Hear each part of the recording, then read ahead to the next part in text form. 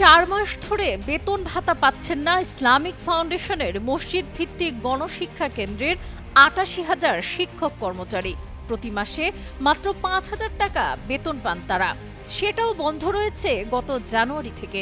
এসব কেন্দ্রের শিক্ষকদের বেশিরভাগই মসজিদের ইমাম, মুয়াজ্জিন ও খাদেম।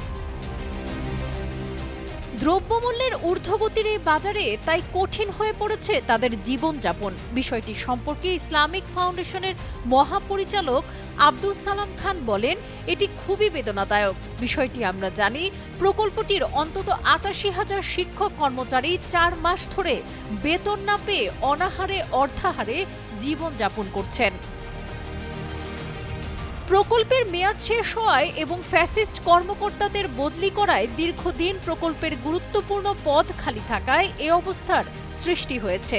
আগামী বৈঠকে প্রকল্পটির মেয়াদ বাড়ানোর প্রস্তাব উপস্থাপন করা হবে। আশা করা হচ্ছে ঈদুল আজহার আগেই শিক্ষকদের বকেয়া বেতন ভাতা দেওয়া হবে, এমনটাই জানান ফাউন্ডেশনের পরিচালক। ওয়ালটন আবারও মিলিনিয়ার অফারে ওয়ালটন ফ্রিজ কিনে আপনিও হয়ে যেতে পারেন মিলিয়নিয়ার। মিলিনিয়ার ছড়াছড়ি দেশ জুড়ে, এটা শুধু ওয়ালটেনই পারে। ধর্ম মন্ত্রণালয়ের সূত্র জানায়, ১৯৯৩ সালে শুরু হওয়া এই কার্যক্রমের এরই মধ্যে ৬টি পর্যায় শেষে ৭ম পর্যায়ে গত বছর ডিসেম্বরে শেষ হয়েছে। প্রকল্পের আওতায় সারা দেশের ৭৩,৭৬৮টি কেন্দ্রের একজন করে শিক্ষক, ২,০৫০ মডেল কেয়ারটেকার, ৬৫ কর্মী সহ মোট ৮৮,০০০ জনবল রয়েছেন। গত জানুয়ারি থেকে কেউ কোনো ধরনের বেতন ভাতা পাচ্ছেন না। এমনকি গত ঈদ উল ফিতরের সময়ও তারা বেতন বোনাস পাননি। প্রতিটি সাধারণ শিক্ষা কেন্দ্রে ৩০ জন এবং সহজ কোরআন শিক্ষা কেন্দ্রে ৩৫ জন শিক্ষার্থী রয়েছেন।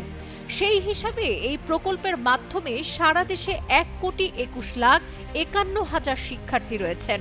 বেতন ভাতা চলমান না থাকায় কেন্দ্রগুলোতে শিক্ষাদান ব্যাহত হচ্ছে বলে জানান মসজিদ কেন্দ্রের শিক্ষকেরা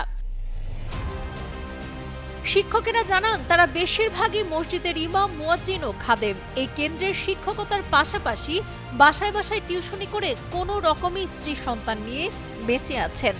বেতন ভাতা বন্ধ হয় ধার দেনা করে দিনাতিপাত করতে হচ্ছে। ফ্যাসিস্ট সরকার গত ১৫ বছরে জামায়াত শিবির বলে তাদের অবহেলা করত। ঠুনকো অজুহাতে প্রকল্পের বেতন ভাতা বন্ধ রাখা হতো। তারা বলেন, এখন ছাত্র জনতার সরকার ক্ষমতায়। এখনো যদি শেখ হাসিনার আমলের মতো আমাদের বেতন ভাতা বন্ধ থাকে তাহলে খুবই দুঃখজনক।